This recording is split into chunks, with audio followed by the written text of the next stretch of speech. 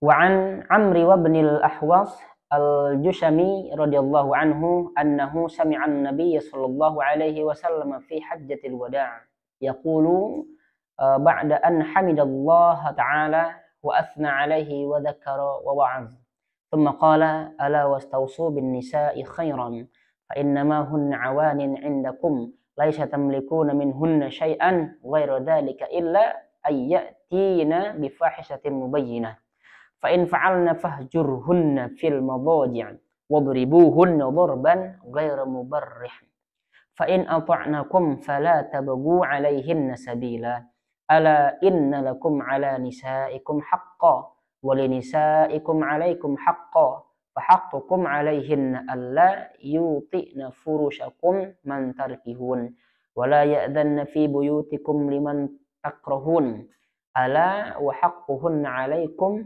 an tuhsinu ilaihinna fi kiswatihinna wa ta'amihin rawahu at-Tirmizi wa qala haditsun hasanun sahih. Ya. Dari Amr bin al-Aswas al-Ahwas al-Jushami radhiyallahu anhu bahwasanya dia mendengar Nabi Shallallahu alaihi wasallam pada haji wada. Setelah memuji Allah taala, beliau bersabda mengingatkan dan menasihati para sahabat. Ketahuilah oleh kalian, kata beliau ya, nasihatilah para wanita dengan baik. Sesungguhnya mereka adalah tawanan kalian. Kalian tidak berhak sedikit pun atas mereka kecuali mereka melakukan perbuatan keji yang jelas. Jika mereka melakukannya, maka pisahkanlah mereka di tempat tidur mereka. Dan pukullah mereka dengan pukulan yang tidak melukai.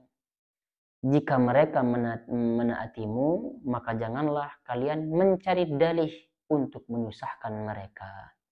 Ketahuilah, sesungguhnya kalian memiliki hak atas istri-istri kalian. Dan istri-istri kalian juga memiliki hak atas kalian.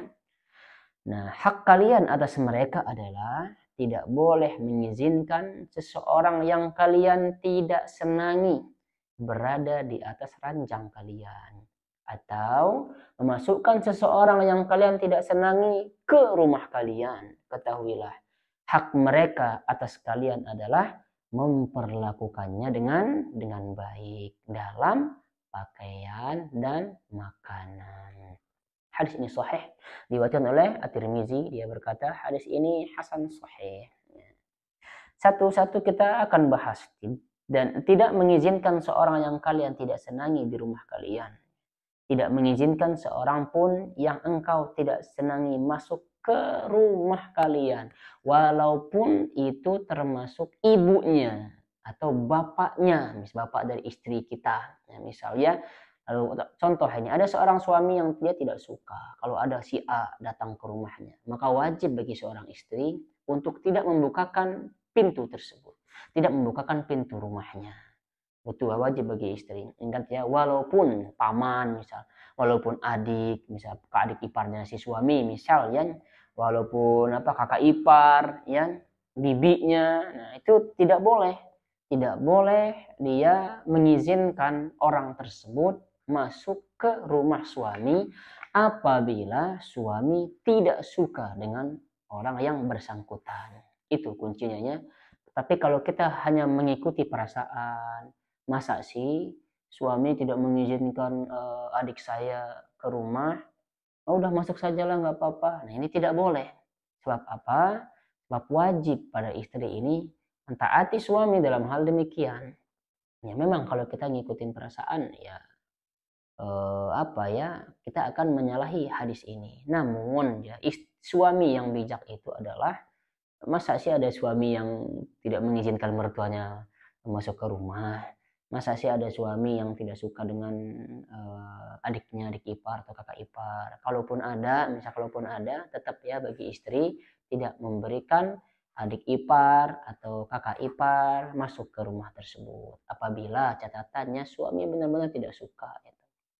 Nah, maka kalau ada yang mau datang harus izin dulu kepada suami. Kemudian Rasulullah SAW bersabda, dan bagi mereka nafkah dan pakaian dengan cara yang patut atas kalian.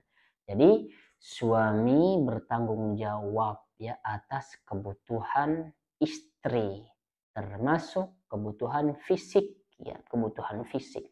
Nah, termasuk contohnya ya menafkahi istri, makanannya, pakaiannya, tempat tinggalnya.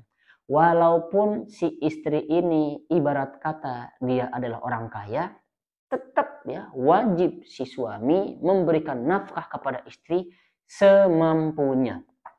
Ingat ya, semampunya. Jadi jangan mentang-mentang, oh istri saya mah kan sudah kaya, jadi nggak usah dinafkahi lah, saya mah jadi santai-santai saja.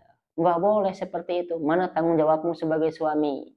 Nah ya, kita wajib menafkahi istri, walaupun sang istri itu sudah kaya dianya. Atau andaikan misalkan dia bilang, udah duduk-duduk aja lah, nggak usah ini, nggak usah kerja. Nah, tetap ya kita sebagai suami harus kerja. Mana harga diri kita sebagai pemimpin rumah tangga. Nah, kalau diam-diam terus nih suami nggak kerja, tidur-tiduran, nanti wibawanya akan hilang di depan mata istrinya. Lalu kemudian kita disuruh untuk bergaul dengan istri dengan baik. Kita pergauli mereka dengan baik. Kita berkata-kata baik kepada mereka. Jangan sampai kita berkata-kata sesuatu yang dimana kata-kata tersebut tidak disukai oleh istri. Kita panggil dia misalkan dengan sebutan yang dia tidak suka, itu jangan, itu akan menyakiti hati dia. Apalagi ya kalau misal istri ada kesalahan sedikit lalu kemudian kita sebut-sebut, kita hujat-hujat, dan kita sebut-sebut juga mertuanya, mohon maaf ya.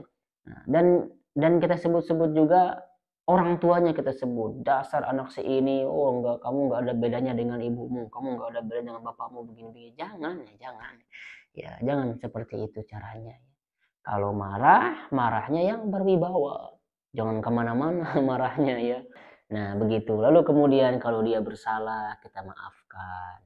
Kalau dia misalkan tidak bisa melakukan sesuatu, kita ajarkan. Kalau dia memang tidak bisa, kita bersabar saja, kita cari orang lain. Ada banyak ya orang lain yang bisa melakukan apa yang tidak bisa dilakukan oleh istri. Kalau misalkan masakannya terus keasinan, ya jangan dilempar di depan dia udah capek-capek masak, lalu kemudian kita lempar begitu saja. Nah itu tidak bijak ya, suami yang tidak bijak yang demikian. Kita makan saja dulu, kita katakan dengan baik, oh iya kayaknya keasinan gitu. Atau kalau enggak, kita malu nih sebagai suami mengungkapkan hal demikian, suapkan saja dianya, oh ini coba deh ini nasi gorengnya. Nah kalau dia bilang asin banget, ya udah itu jawabannya, berarti nanti dia akan tambah apanya lah supaya dia tidak asin. Intinya adalah kalau kita mau menegur dia, tegurlah dengan baik supaya dia tidak sakit hati, karena perempuan ini cepat sekali sakit hatinya ya. Kadang dia asumsinya berbeda dengan tujuan kita mengatakan demikian, dia sudah berpikiran yang macam-macam nanti, sehingga dia menerimanya dengan negatif begitu. Oleh karena itu, saudaraku yang dirahmati Allah Subhanahu wa taala, khusus pada suami, kalau mau menegur istri, tegurlah dengan baik, bergaullah dengan baik ya. Perkataan juga dengan baik kepada mereka. Ucapkan ya kata-kata yang baik kepada mereka.